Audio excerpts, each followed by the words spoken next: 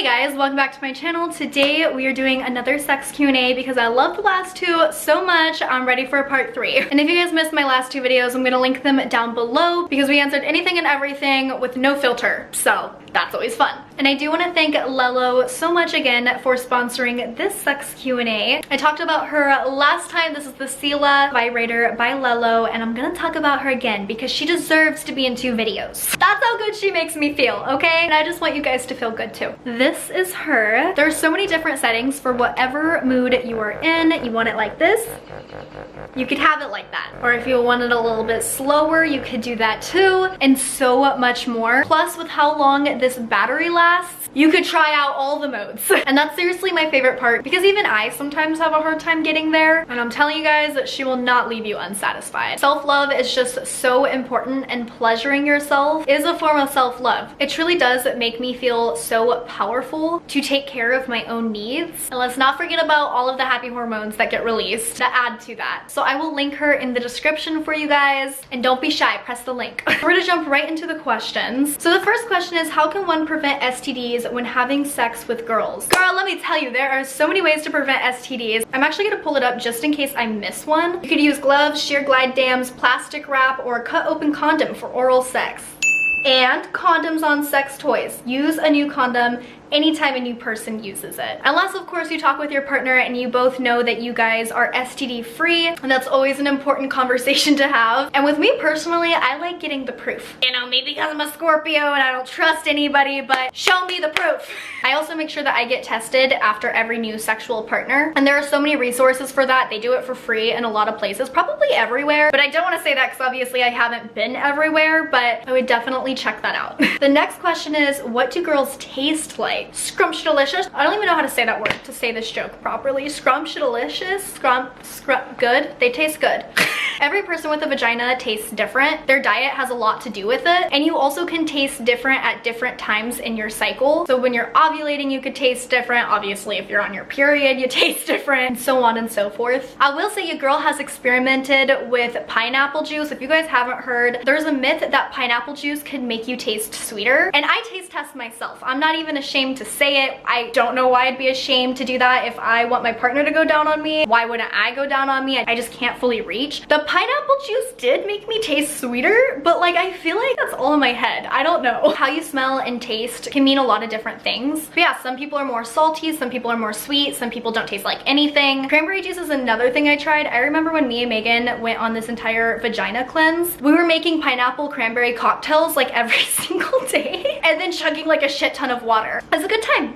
But what I've always wanted to do, and what I've heard makes you taste different, is cranberry tablets. Apparently they're these tablets that make everything taste sweet, and I read this Reddit article that it works down there too. So you know what, you guys try it out and you tell me. I'll be trying it out whenever I remember to buy cranberry tablets, but that is an experiment I've always wanted to take part in.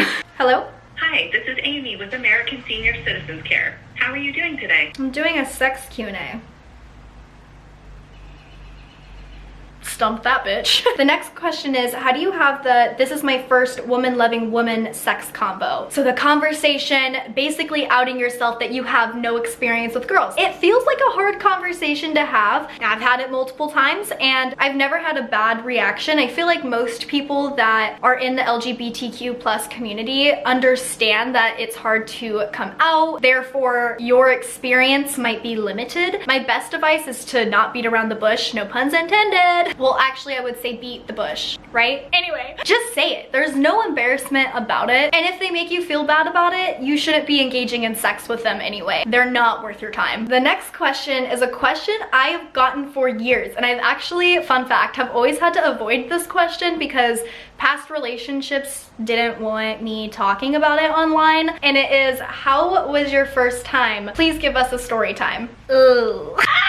If I'm being honest, it really wasn't that memorable. So even though you would think my first time would be super memorable, I don't get that. I think everybody's first time isn't their best time. Yeah, my first time was with a guy, and this was a relationship you guys knew nothing about, but it's a whole chapter of my life. I dated him for about 3 or 4 years, which means I was just a little baby. I was 15 when I lost it, and it was very obvious when I was going to lose it because days prior to that, we just kind of kept taking it a step further. So So we experimented with fingering, and then the next day we experimented with eating out. So the next day I was like, fuck, I am fucked, literally. And I was really nervous because I had a phobia. I don't know if you would call it phobia, but that's just the word that we're gonna use to make this story a little bit easier. I had a phobia with penetration. It's something that grossed me out. I couldn't even put a tampon in there. So I was like, how the hell is a penis gonna go in there? I got my windows open and I hear my neighbors downstairs. So they are also joining us for my first time. Hey guys. And at the time, my mom had absolutely no idea that I was engaging in any of this. She was extremely strict, so I had to be a little sneaky. And we went over to his house, and it wasn't planned. Like, it's not something that we like sat down and we're like, okay, we're having sex this day. You and me, bud. It did just happen, but we both knew that that's what was gonna happen. Like, we talked about it after and we were like, yeah, we knew. Anyway, we went to his house because his family was a lot more lenient. His mom actually had asked me at one point if she wanted to secretly take me to get birth control. I did decline because I knew my mom would have flipped shit and I wasn't ready for the shit to flip. So that apparently was more important to me than having a possible baby.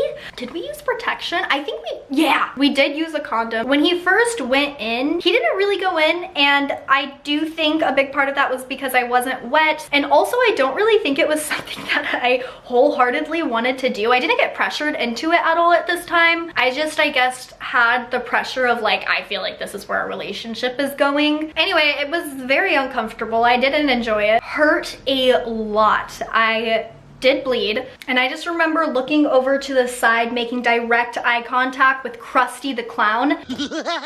We were in his brother's room, and his brother had this huge Krusty the Clown doll, stuffed animal? What is that called? It was like my size, and who was just in the corner watching my every move, judging me. Oh my god! Who made this monstrosity? And no, I did not have an orgasm. I actually did not have an orgasm in sex for, I don't know. It didn't stop being painful until maybe after a month. I just thought that sex was a painful activity and girls just put up with it. Yeah, I needed a lot of sex education at that time, and that is also why I am such an advocate for sex education. Especially throughout the relationship, I did get pressured on multiple occasions to have sex. I remember he would play blue balls act. He would literally double over in pain from his blue balls and tell me the only way to fix it is by having sex. And because I didn't have a lot of sex education, I felt that as a girlfriend that was my obligation. And yeah, I didn't learn until my next relationship that blue balls